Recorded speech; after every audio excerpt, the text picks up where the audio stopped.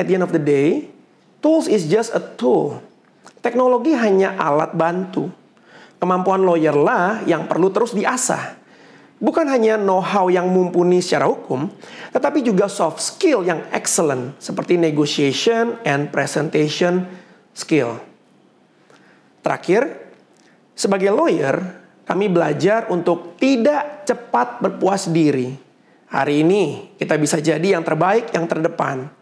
Tapi belum tentu 3, 5, 10 tahun lagi kita tetap terbaik dan terdepan.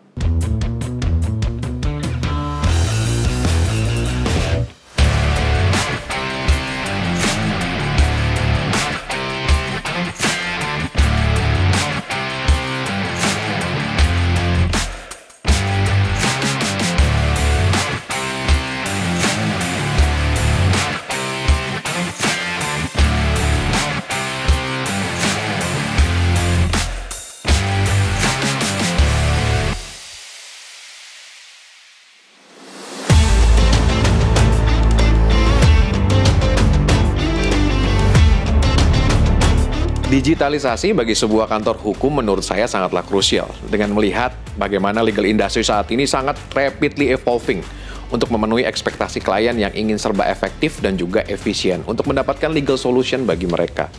Nah, saya highlight beberapa poin manfaat yang didapatkan oleh CHP Law Firm yang saat ini udah mulai shifting ke digital law firm. Yang pertama, meningkatkan efisiensi dan produktivitas. Digitalisasi menyederhanakan kegiatan rutin seperti filing dokumen, monitoring kerjaan para lawyers, invoicing, dan juga scheduling aktivitas.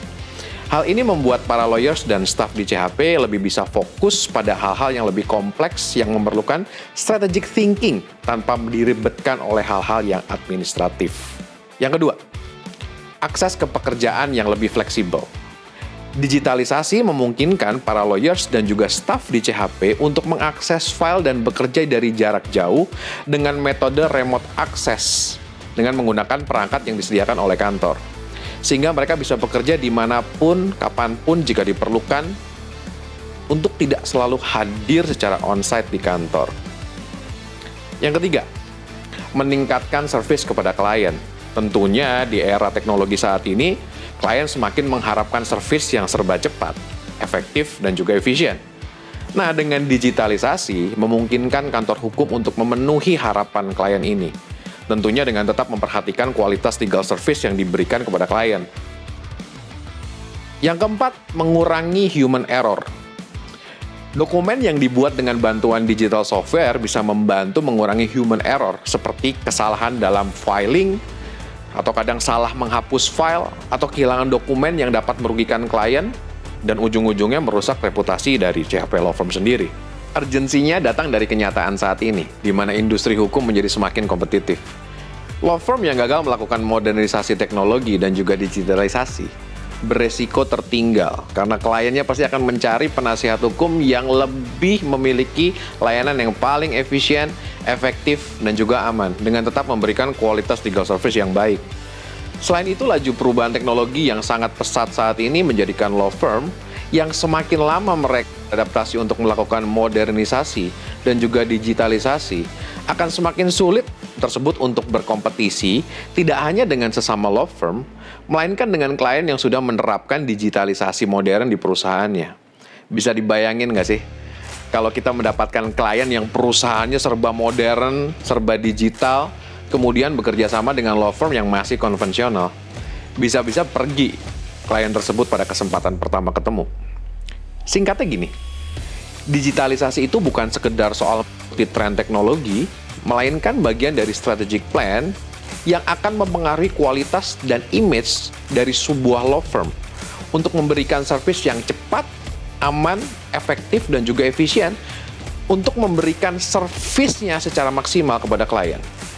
Khususnya perusahaan-perusahaan yang sudah sangat modern dan juga serba digital.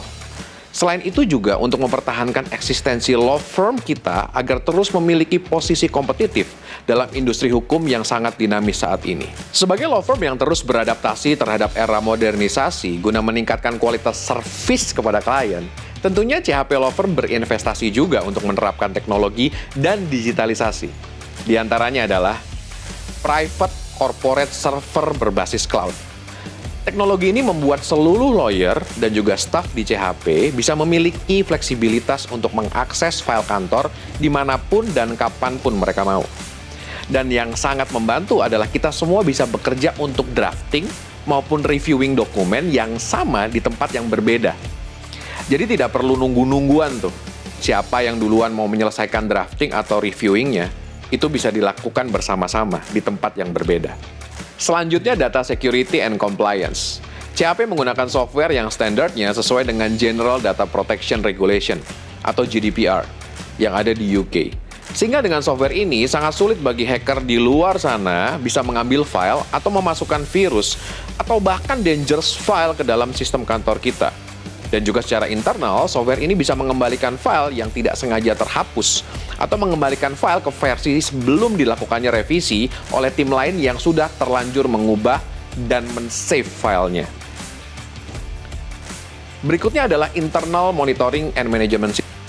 Saat ini CHP sedang mendevelop sistem khusus bagi kantor kami, yaitu tailor-made. Di mana dengan sistem ini kami dapat melakukan monitoring sejak awal mula tim CHP berinteraksi dengan calon klien untuk mendapatkan clear understanding, sekaligus menelaah kasus yang sedang dihadapi oleh klien tersebut. Sehingga ujungnya kita bisa memutuskan apakah kita engage dengan klien tersebut atau tidak. Selain itu, dengan sistem ini kita juga bisa melakukan delegasi case tersebut kepada lawyer yang akan menghandle, di mana sistem ini akan memberikan informasi terhadap load pekerjaan dari lawyer tersebut. Nah, kemudian seluruh dokumen yang diberikan oleh klien maupun yang kita produce melalui drafting dapat di-upload secara otomatis ke dalam sistem, sampai dengan jadwal-jadwal meeting maupun juga jadwal sidang. Sehingga time frame dalam setiap case atau project dapat terpantau dengan jelas oleh partner maupun tim lawyer yang ada di CHP. Dengan sistem ini, tentunya klien dapat terinform dengan jelas mengenai time frame case maupun transaction yang sedang dihandle oleh CHP. Untuk menghindari adanya bottleneck maupun case yang stuck tidak terfollow up oleh tim CHP.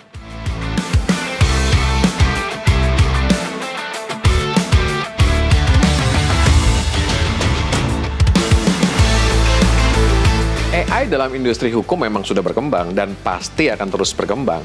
Tetapi apakah AI akan sepenuhnya menggantikan pekerjaan pengacara? Ini merupakan topik yang masih diperdebatkan. Namun saya secara pribadi tidak yakin bahwa AI akan menggantikan profesi pengacara sepenuhnya dengan dasar penilaian saya secara pribadi. AI hanya tools untuk automation tugas rutin dan alat pendukung dibuatnya keputusan. Saya akui AI memang dapat membantu automation tugas-tugas rutin seperti mensummary undang-undang, artikel, dan pengelolaan data. Hal ini memang dapat meningkatkan efisiensi dan mengurangi waktu research yang diperlukan untuk menangani suatu kasus. Tapi tidak dengan analisa kasus itu sendiri. Karena menurut saya, dalam suatu kasus itu pasti banyak sekali faktor-faktor yang perlu dianalisa menggunakan kepekaan dan juga critical thinking. Dan bahkan naluri sebagai seorang lawyer.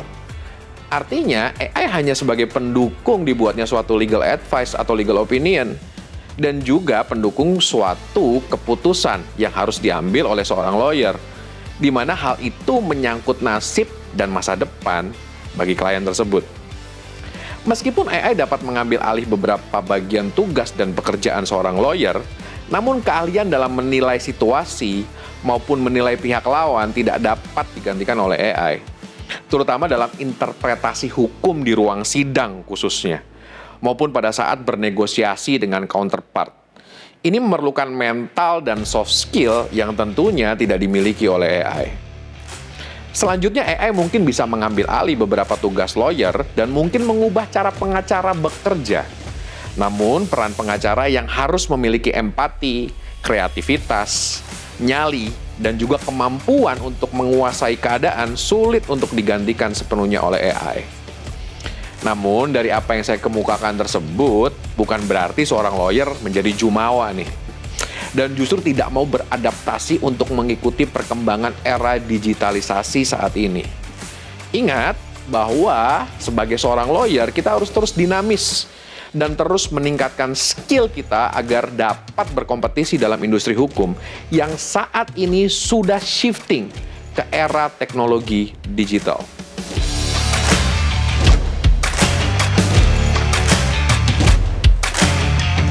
Good question.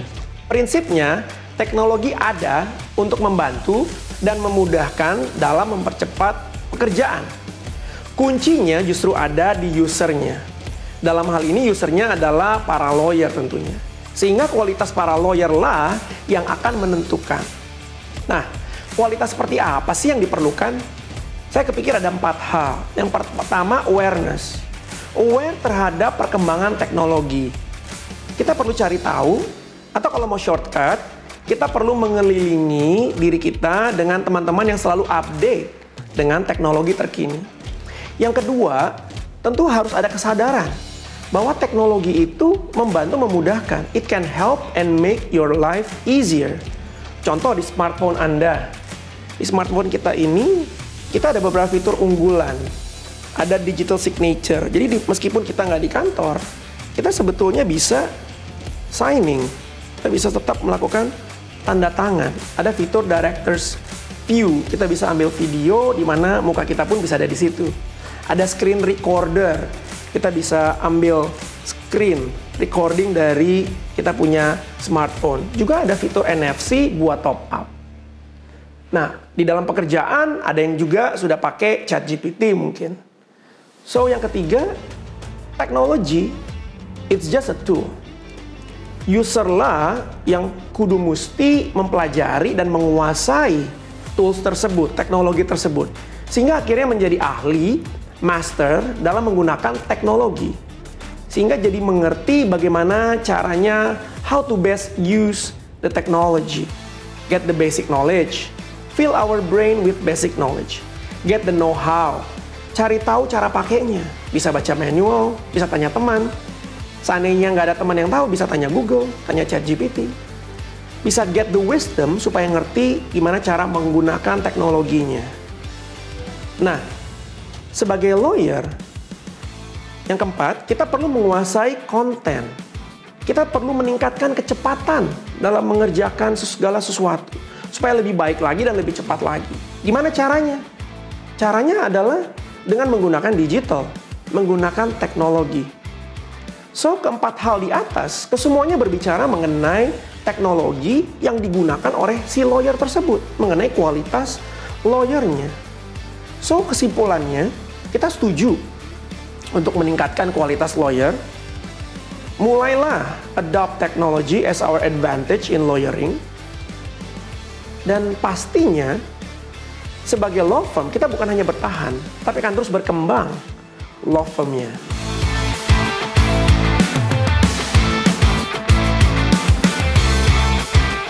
Mentoring di CAP Law Firm cukup unik. Karena dari sejak awal masuk CAP Law Firm, kami melatih para lawyers untuk mengerti bagaimana framework dalam memberikan solusi hukum. Kami pastikan materi hukumnya benar, kontennya harus benar. Setelah kontennya benar, tentu perlu meningkatkan speed dalam drafting. Nah, to speed up the process, kami menggunakan teknologi. Dengan menggunakan teknologi, para lawyers di CAP Law Firm dapat mengakses data dari mana saja.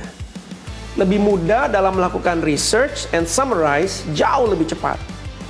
Bisa merevisi dokumen di saat yang bersamaan. Dan juga ada rekam jejak komunikasi dari masing-masing pekerjaan.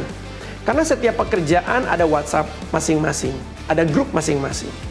Setiap dokumen juga memiliki rekam jejak, siapa yang lagi akses, siapa yang melakukan revisi, atau mungkin nggak sengaja mendelete. Yang berikutnya, para lawyer saling mengetahui mengenai klien, apa pekerjaannya, sudah sampai di mana, siapa yang sedang mengerjakan, and what next. Sehingga semua pekerjaan dapat termonitor dan diselesaikan secara tepat waktu, sesuai dengan time frame yang diberikan.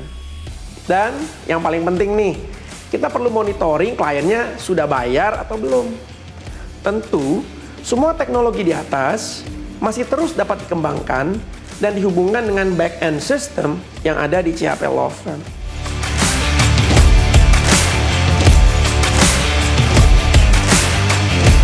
Oke, bicara mengenai saran, sebetulnya ada mungkin 3 hal yang saya sempat singgung.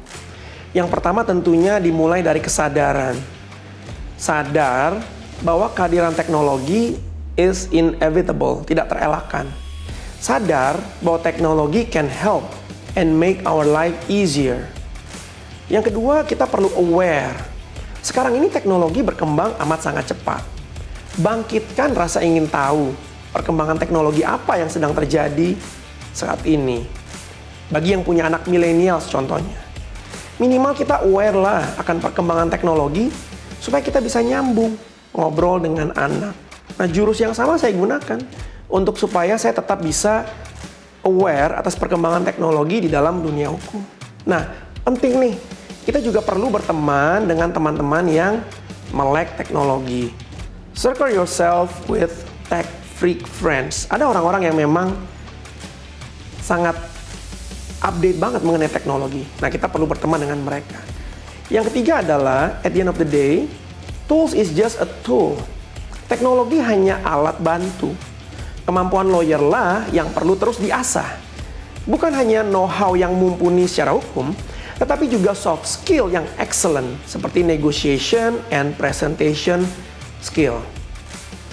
Terakhir, sebagai lawyer, kami belajar untuk tidak cepat berpuas diri.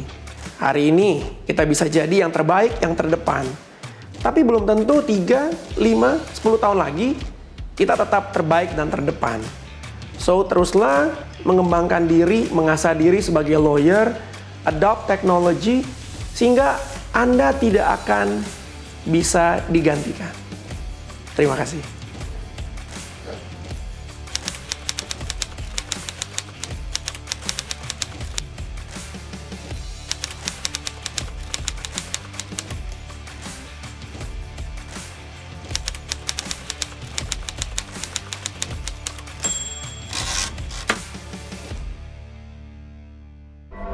Thank you.